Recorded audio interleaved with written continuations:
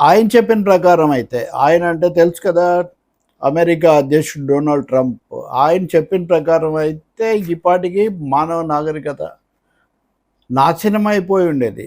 ప్రపంచానికి కాళరాత్రి ఇవన్నీ చాలా చెప్పారు. కానీ హఠాత్తుగా ఇరాన్ పెట్టిన 10 అంశాల ప్రతిపాదన నాకు నచ్చింది కాబట్టి 10 రోజుల కాల్పుల విరమణకు సిద్ధమని ఆయన అంటున్నారు. అలాగే ఇరాన్ పాలక మండలి కౌన్సిల్ రూలింగ్ వాళ్ళు పెట్టిన షరతులే కాబట్టి వాళ్ళకేం అభ్యంతరం లేదు. కాబట్టి ఇప్పుడు 10 రోజుల పాటు ఒక కాల్పుల విరమణ లేకపోతే సీజ్ ఫైర్ లాంటిది అమల్లోకి రావచ్చు అనే వార్తలు మనం చూస్తున్నాం.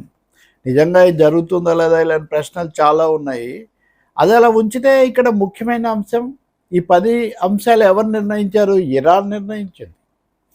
ఇరాన్ ఇలా అయితే అని వాళ్ళు చెప్పబట్టి ఈ 10 అంశాలు ఎటువైపు ఉన్నాయి? ఈ 10 అంశాలు ఏం చెప్తున్నాయి?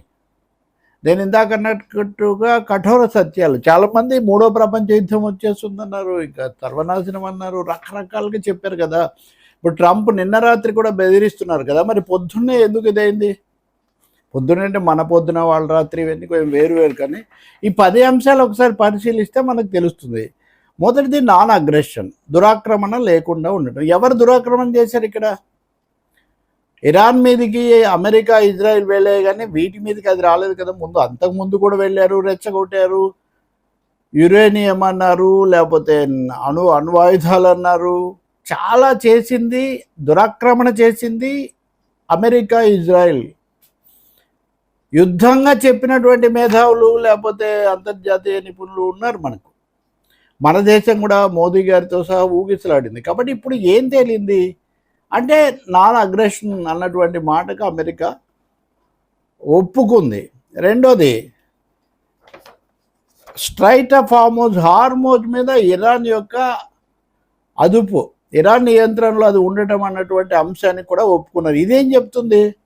మిగిలిందంతా నాకు అనవసరం, హార్మోజ్ కావాలని చెప్పారు కదా. ఈ సమయంలో నేను మాట్లాడుతున్న ఈ సమయంలో కూడా ఒక ప్రముఖ తెలుగు పత్రిక వెబ్సైట్ చూస్తే ప్రపంచం ఎందుకు మూల్యం చెల్లించాలి, ఇరాన్కి ఎందుకు ఆధిపత్యం ఇవ్వాలి అని ప్రశ్నతో మాట్లాడుతున్న వ్యాఖ్య కనిపిస్తుంది మనకు. అంటే అర్థం ఏంటి? ఇప్పుడు కూడా ఇజ్రాయిల్ అమెరికా అనుకూల శక్తులకు ఇది ఇష్టం లేదు.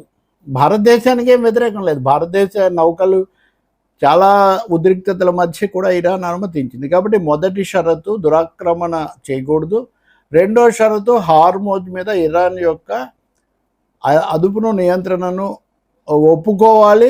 అలాగే మూడోది యురేనియం శుద్ధి చేసుకోవడానికి ఇరాన్కు ఉన్నటువంటి హక్కును అంగీకరించాలి. మీరు గుర్తుపెట్టుకోండి, ఏ అంశాల మీద బయలుదేరారు, ఇరాన్ హక్కును అంగీకరించాలి. మూడోది అన్ని ప్రాథమికమైన ఆంక్షలు, ప్రైమరీ శాంక్షన్స్ ఎత్తివేయాలి. ఇవన్నీ పెట్టింది ఎవరు? ఇప్పటికీ క్యూబా మీద కొనసాగిస్తున్నారు. కాబట్టి ప్రైమరీ శాంక్షన్స్, ప్రాథమిక మౌలిక ఆంక్షలు ఎత్తివేయాలి ఈ అంశం మీద. తర్వాత లిఫ్టింగ్ ఆల్ సెకండరీ శాంక్షన్స్, మలి దశలో పెట్టిన ఆంక్షలు కూడా ఎత్తివేయాలి. ఇవన్నీ కూడా ఏ దిశలో ఉన్నాయంటే అమెరికా ఇజ్రాయిల్ యొక్క దురహంకారాన్ని, ఆధిపత్యాన్ని, దురాక్రమణను ప్రశ్నించే నిలవేయాలనే విధంగా ఇరాన్ పెట్టిన షరతులు న్యాయమైనవి ఇవి. అలాగే భద్రతా మండలిలో తీర్మానాలు ఆమోదింప చేసుకున్నారు. వాటి అన్నింటినీ నిలిపివేయాలి అన్నది 6వ అంశం. ఆ తర్వాత అంతర్జాతీయ అణుశక్తి సంస్థ IAEA, international energy of atomic energy, దాని యొక్క తీర్మానాలు కూడా నిలిపేయాలి. అవన్నీ అమెరికా కూటమి చెప్పినట్టు ఉంటాయి. ఇరాన్ను దిగ్బంధం చేయడానికి ఉద్దేశించిన అవన్నీ నిలిపేయాలి. యుద్ధ నష్టాలకు ఇరాన్కు పరిహారం చెల్లించాలి. దీనికి కూడా ఈ షరతు కూడా పరిశీలించడానికి అమెరికా ఒప్పుకుంటుంది. అలాగే ఈ ప్రాంతం నుంచి అమెరికా యొక్క సైనిక దళాలను ఉపసంహరించాలి. ఇది 9వ షరతు. అన్ని రంగాల్లో, అన్ని వైపులా కూడా, అన్ని కోణాల్లో కూడా ఈ యుద్ధాలు, దురాక్రమణలు, అట్లాంటి సైనిక చర్యలు నిలిపేయాలి. ఈ 10 షరతులు ఇరాన్ పంపించింది. సో ఇవి భలే ఉన్నాయండి, దీనికి నాకేం అభ్యంతరం లేదు, నేను వెంటనే సిద్ధం అన్న ట్రంప్. అంటే సర్వనాశనం చేస్తాను రాత్రికి రాత్రి అని చెప్పిన పెద్ద మనిషికి ఈ పాటికి ఆయన నిజ స్వరూపం అందరికీ తెలిసిపోయింది కదా. కాబట్టి చాలా స్పష్టంగా ఇరాన్ ఓ 35 రోజుల తర్వాత తన మాట గట్టిగా నిలబెట్టుకుంది. అవన్నీ కూడా కొంతమంది చెప్తున్నట్టుగా ఇరాన్ పై చేసి సాధించడం లేక ఇరాన్ మీద దాన్ని లొంగ తీసుకొని తమదేదో చేయాలనుకున్నటువంటి అమెరికా ఇజ్రాయెల్కు శృంగభంగం జరిగి వాళ్ళు చేశారు.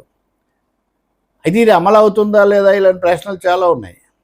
ఇది అమలు చేయటం ప్రధానంగా అమెరికా మీద ఆధారపడి ఉంటుంది. ఎందుకంటే వాళ్ళు వెళ్ళి దురాక్రమణ చేశారు, కానీ ఇరాన్ ఎక్కడికి రాలేదు, వాళ్ళు ఉన్న చోటే ఉన్నారు కదా.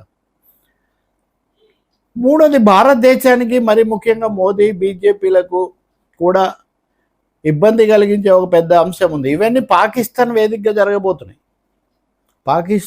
పాకిస్తాన్ను దాని మీద మనం కూడా మాట్లాడాం. పాకిస్తాన్ అమెరికాకు తొత్తు పాకిస్తాన్కు అంత పాకిస్తాన్ను పోషిస్తున్న అమెరికాతో మోదీ గారు అంత స్నేహం చేయడం అనేది నిజానికి పెద్ద. దానితో పాటు మనం ఉండటం, హౌడీ మోడీ, నమస్తే ట్రంప్ అంటాం, అది మనం ఇటీవల కాలంలో చూసాం. కానీ ఇప్పుడు పాకిస్తాన్ వేదికగానే జరగబోతున్నాయి. ఇరాన్ కూడా దానికి ఒప్పుకుంది. 10 షరతులకు ఒప్పుకున్న తర్వాత ఇరాన్ చాలా స్పష్టంగానే ఉంది. హార్మోజ్లో వాళ్ళు మినహాయింపు ఇచ్చిన 5 దేశాల్లో పాకిస్తాన్ కూడా ఉంది. కాబట్టి స్పష్టంగా పాకిస్తాన్ యొక్క మధ్యవర్తిత్వాన్ని అమెరికా, ఇరాన్ కూడా అంగీకరించాయి. ఇంకా ఒక రహస్యం అంతగా బయటికి రాంత ఒకటి ఉంది, చైనా పాత్ర. మే నెలలో ట్రంప్ చైనాకి వెళ్తున్నాడు. ఇక్కడ యుద్ధం చేసుకుంటూ రావడం అన్నది మాకేమాత్రం లేదన్నది చైనా యొక్క అభిప్రాయం కూడా. చైనా చాలా కీలకంగా ఇరాన్తో చాలా స్నేహంగా చాలా పెద్ద వాణిజ్య భాగస్వామిగా ఉంది చైనా. ఈ సమయంలో చైనా, రష్యా కూడా ఐక్యరాజ్య సమితిలో వీటో చేసాయి. లేకపోతే ఏదో పెట్టాలి ఆంక్షలు అది ఇది అన్నప్పుడు, వెంటనే సైనిక చర్యలు తీసుకోవాలన్నప్పుడు వీటో చేసాయి. కాబట్టి చైనా ఒత్తిడి చాలా ఎక్కువగా పనిచేసింది. ఇరాన్లో జరిగినటువంటి పరిణామం గేమ్ చేంజర్ అంతర్జాతీయ వ్యవహారాల్లో. ఆర్థిక మహాశక్తిగా ఎదిగిన చైనా ఇప్పుడు ఈ చర్య ద్వారా అంతర్జాతీయ వ్యవహారాలను కూడా కీలకంగా ప్రభావితం చేయగలిగిన తన సత్తా చూపించింది అని. ఇప్పుడు భారతదేశం లేదా మోదీ కోణంలో చూస్తే అటు పాకిస్తాన్ అయినా ఇటు చైనా అయినా వీళ్ళకేమీ మింగుడు పడేది కాదు. కానీ ట్రంప్తో పాటు వెళ్ళిన ప్రభావం ఇది. రష్యా చాలా గట్టిగానే ఉంది. కానీ ఇంత చేసినా కానీ ఇలాగే నిజంగా అమలు జరుగుతుందా? గాజాలో ఎన్నిసార్లు ప్రకటించారు, ఎన్నిసార్లు ఉల్లంఘించారు, ఇలాంటి సందేహాలు ప్రపంచ ప్రజలకు ఉన్నాయి. కానీ ఇరాన్లో వాళ్ళకి ఆ శక్తి లేదు. గాజా అంటే చిన్నది, దాన్ని జాతి హత్యాకాండ అక్కడ సాగిస్తున్నారు. అక్కడ ఇజ్రాయేల్కు పెద్దగా స్థానిక ప్రతిఘటన తప్ప ఎవ్వరూ దానికి తోడుగా నిలవలేదు పాలస్తీనియన్లకు. కానీ ఇరాన్ పరిస్థితి అది కాదు. ఇరాన్ నిలవేసింది, ఎదురుదాడి చేసింది. కాబట్టి గాజాలలోగా ఇరాన్లో జరుగుతుందని మనం చెప్పలేం. కానీ ఇజ్రాయిల్ కావాలని దీన్ని భగ్నపరిచే ఒక పెద్ద అవకాశం మాత్రం ఉంది. ఎందుకంటే ఇజ్రాయిల్ ఇందులో సైలెంట్ కదా, అమెరికానే ఇవన్నీ మాట్లాడుతుంది.